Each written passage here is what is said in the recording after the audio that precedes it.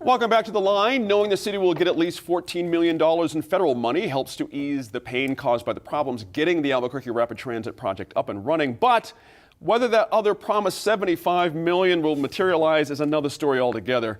Mayor Tim Keller says the city will likely learn sometime this fall whether or not it can count on that additional federal grant money. But Albuquerque officials will have to prepare for either scenario. In either case, Jeffrey, when you think about it, the city has already spent $130 million on this thing, and the $14 million, I should say, is a reimbursement for expenses related to road work on Central. So we're grateful, and that's fine. But we're still at this place with the $75 million. Right. And I'm going to back up a little bit, and I want to ask you about Tim Keller, the Mayor Keller's approach on this, his tone. He came out early, put a big stick on the previous administration, talked about it was a bit of a lemon, was his quote, that kind of went around the city like a wildfire. But now there's a bit of a different tone. He does own this a little bit more now, doesn't he? He's not so blaming of the previous. The commitment is right. there. I think the city spent upwards of $80 million on infrastructure. It's there. Right. To me, it comes down to three aspects or three phases. There's the theory, the vision that I don't think was sold very well to the community, which I think ultimately established an adversarial relationship between the public mind and what's actually happening. The second phase is implementation. Implementation's been clumsy. I mean, the batteries apparently don't have the life that we thought. The buses had some height issues, configuration issues. There were landscape issues. So the implementation has been clumsy at best. The third part's going to be the execution. So we don't know what that is yet because it hasn't been executed. That's right. So we started out with an adversarial relationship based on really not selling or promulgating the vision of what transit's supposed to be in that corridor. Right. And then the clumsy implementation hasn't helped, but can foster that adversarial relationship, and then the lacking of funding and all these other things.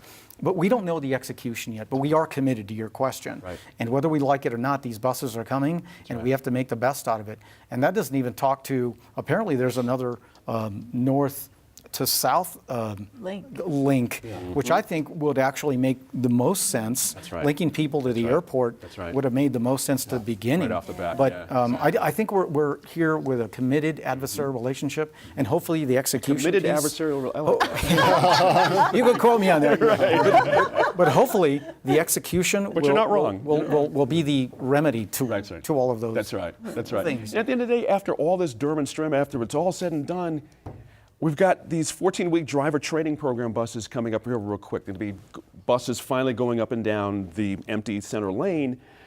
But then we got this other thing where people might be fined $80 for encroaching on this bus thing. I'd like to find the genius that decided $80 was an appropriate fine here. It's just in a poor community. It makes me crazy. Anyway, what's your sense of it? All these things are piling on. Are we in a better place with this art thing now? piling on. I think that our mayor, Tim Keller, has been remarkably restrained with what he has been handed, because the execution is his now, and a lot of it was ill-conceived in the future, not sold. Albuquerque has never been particularly friendly to transit, public transportation. That's right. And so we needed to bend over backwards to sell it, and that wasn't done. He's being very responsible. He's being very responsible, very positive. I think that's his style. Taking it straight on and trying to make it the best he can. It's refreshing. That's right. It's not easy. That's right. You know, Harry, interestingly, when you think, I want to read a quote from the mayor as well. It tells me he's on this. The project needs to move forward.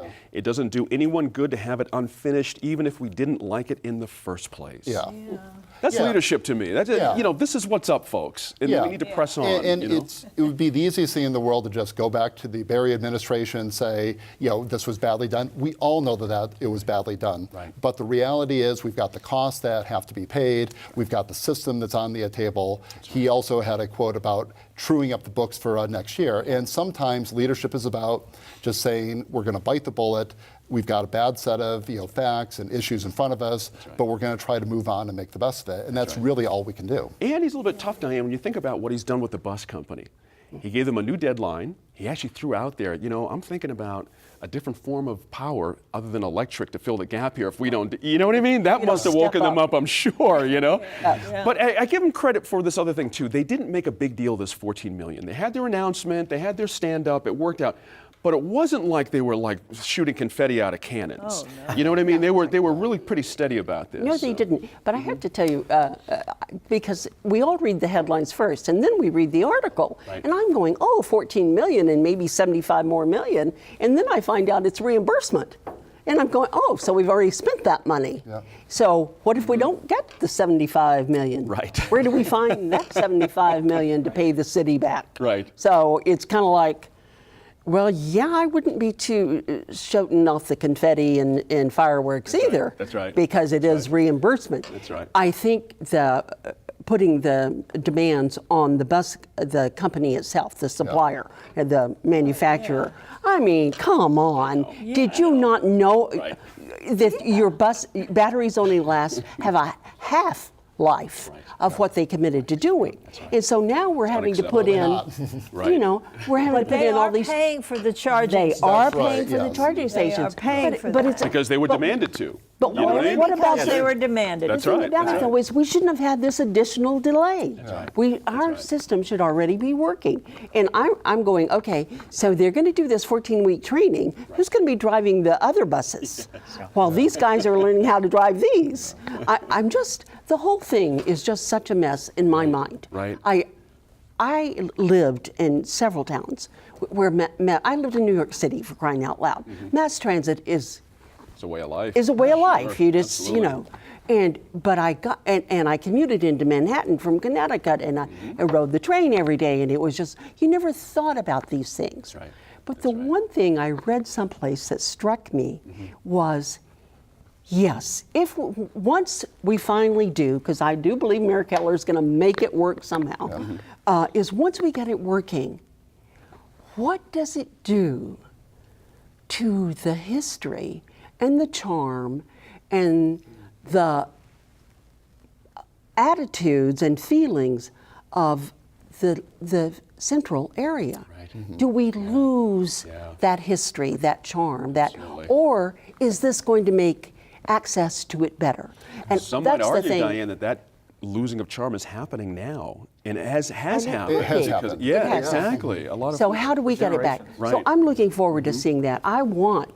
I'm a big historian. I want things Sure. to be saved. I want us to enjoy Right. our culture and our history. That's right. And I think that's important. Let me Wayne Harry into this very conversation. Is there a way to do both? Can you save Yeah. what you know what I mean? Yeah. But we have other projects coming online that Right, are yeah. vastly bigger in scale Right. than what we're used to here. And a lot of folks might argue that's what we need is Right. bigger scale here and a bigger play.